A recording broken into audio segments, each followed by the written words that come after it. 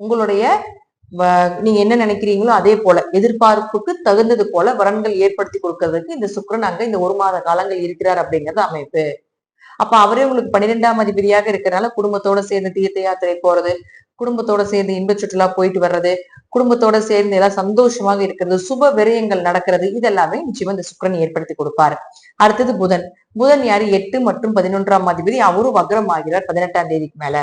அப்ப லாபம் சார்ந்த விஷயங்கள், லாபம் சார்ந்து ஒருத்தர் போய் சந்திக்கணும், பொருளாதாரம் சார்ந்த விஷயங்கள், ஒரு ஷேர் மார்க்கெட்ல பணம் போடுறீங்க, ஒரு சிறிய உழைப்பு மூலமாக பெரும் பணம் தேடி வருது, உங்களுடைய ஆசைகள் நிறைவேற்றணும், இதெல்லாம் நினைச்சீங்கன்னா 18ஆம் தேதிக்கு முன்னாடியே வைத்துக் கொள்வது என்பது நல்லது. 18ஆம் தேதிக்கு மேல இருந்து ஆகஸ்ட் மாசம் 11ஆம் தேதி வரைக்கும் புதனும் வக்ரம் பெறக்கூடிய காலகட்டங்களாக இருக்கிறதுனால கொஞ்சம் அந்த காலகட்டங்கள பணம் சார்ந்த விஷயங்கள், டாக்குமெண்ட் சார்ந்த விஷயங்கள், ஐடென்டிபிகேஷன் சார்ந்த விஷயத்துல கொஞ்சம் கவனமாக இருந்து செயல்படுத்திக்கோங்க. சூரியனை பொறுத்த வரைக்கும் பாத்துட்டீங்கன்னா 8ஆம் இடத்துல இருக்கிறார் 16ஆம் தேதி வரைக்கும். அதனால தொழில் ரீதியாக 16ஆம் தேதி வரைக்கும் கொஞ்சம் ஒரு மூவ் அப் அப்படிங்கிறது ஒரு லைட்டா கொண்டு போயிட்டு இருங்க. என்ன இருக்கோ அதை அப்படியே கொண்டு போறது நல்லது.